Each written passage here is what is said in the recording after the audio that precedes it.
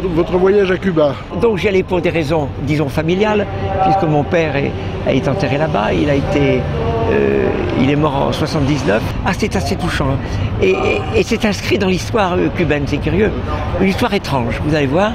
Un bateau de la compagnie, un bateau de charge de la compagnie, puisque mon père était à la compagnie générale transatlantique, agent à La Havane, depuis 1924.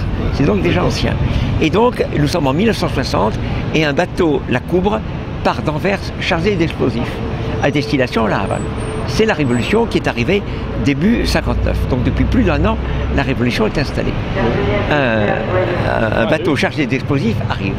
Et alors là, contre toutes les règles internationales, qui veut qu'un bateau chargé d'explosifs est trop dangereux quand il va décharger à quai, doit être chargé en rade avec des lanchas ou des chalands, si vous voulez, qui vont évidemment du quai au bateau pour au moins, s'il y avait un accident, hélas, répartir le risque. Mais là, c'était la révolution et le bateau est déchargé à quai. Mon père était consterné, il n'avait pas pu faire autrement, et c'était sa grande préoccupation. Eh bien, le 4 mars, c'était un dimanche, le 4 mars 1960, mon père revenait de sa belle propriété, il y avait une belle laiterie, tout ça c'était beau, tout ça a été pris par le gouvernement, enfin bon. Et alors il était avec ma mère dans la voiture, à 40-50 km de La Havane, une explosion. La Coubre, c'était la Coubre. Et mon Dieu, vite, ça ne changeait rien évidemment, mais il y a eu quand même 2 explosions, c'était assez grave. La première qui a tué du monde, et la deuxième encore plus, parce que les gens se portaient au secours. Et donc il y a eu 90 Cubains morts, et aussi 6 marins français de la Coubre.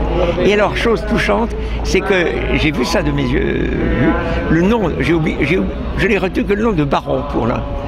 Mais il y avait 6 marins français qui étaient morts ce jour-là, et leur plaque mortuaire était placée à côté de celle de mon père. Enfin, j'ai trouvé ça assez touchant.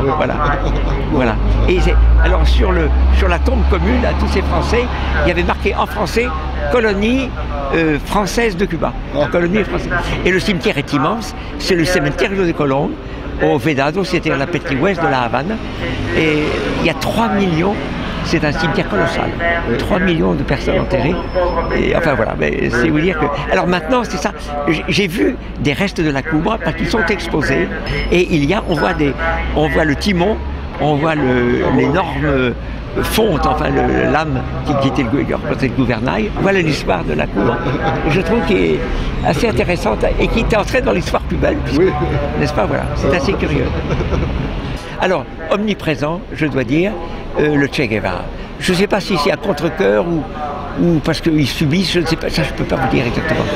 Mais on l'a vu exposé donc dans les rues, les magasins, et puis sur les timbres.